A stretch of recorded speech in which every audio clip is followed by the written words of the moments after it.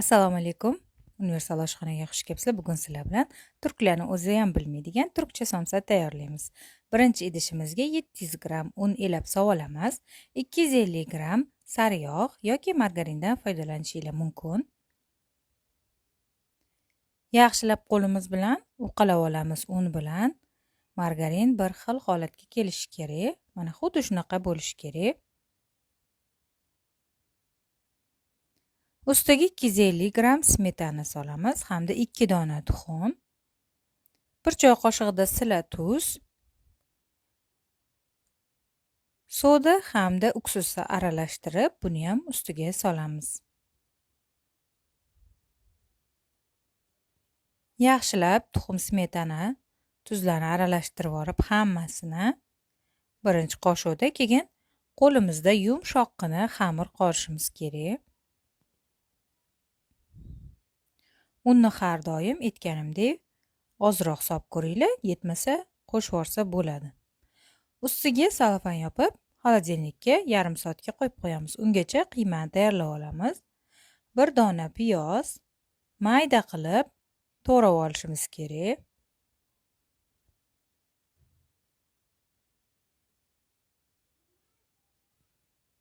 Xuddi shunaqa qilib chopqida chopgandek yana ham mayda qilib to'g'rab olamiz.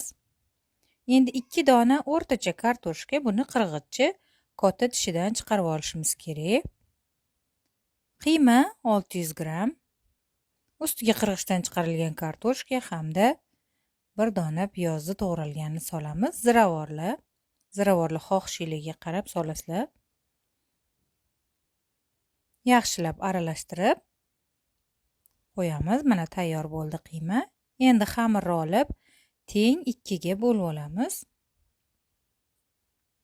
Xamirlarga yana ozgina un sepib, zuvali shakliga keltirib olamiz. Yumshoq xamir bo'lgani uchun tezgina zuvali bo'ladi. Bittasini ustiga salofan paket yopib olib qo'yamiz, ikkinchisini yoyishga davom etamiz.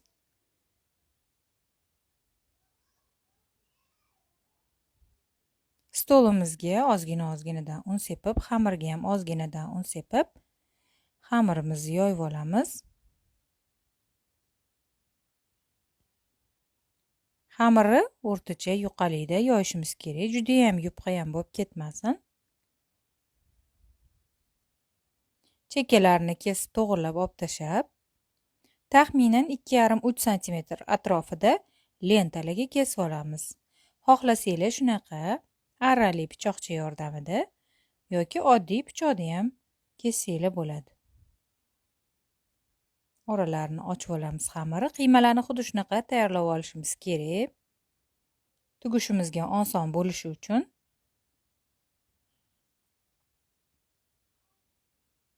Bir chekkasiga qiymani qo'yib, o'rab olamiz xuddi shunaqa qilib.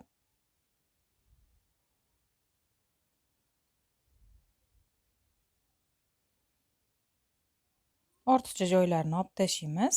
Orqasini hamda uch tomonni yaxshilab tugib qo'yamiz, suvlar chiqib ketmasligi uchun. Qolgan hammasini ham xuddi shunaqa qilib o'rab olishimiz kerak. Qiymani ham teng 2 ga bo'lib olsanglar, shunga qarab bemalol ishlatasizlar.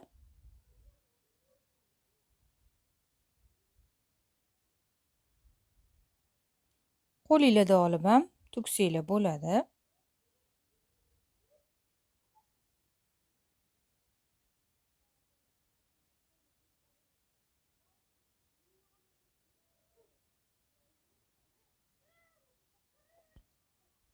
Mana juda ham chiroyli archa g'uddalariga o'xshagan somsalarimizni hammasini tugib tayyorlab oldim. Endi ustiga tuxum suramiz. Yaxshilab hamyog'iga bir tekis qilib tuxum surib olishimiz kerak. Ustiga kunjut yoki xohlasanglar zedana sepishinglar mumkin.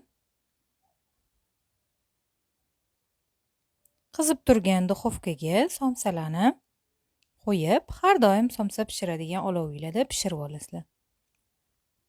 Mana archa g'uddalariga o'xshagan chiroyli chiqadigan somsa tayyor.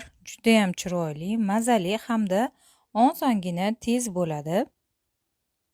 Tayyorlanishini ham ko'rdinglar, juda ham qiyin emas. Albatta sizlar ham tayyorlab ko'ringlar. Yoqimli ishtaha hammanglarga kommentariyada fikringlarni yozib qoldiringlar. Keyingi videolarda ko'rishguncha sog', omon bo'linglar.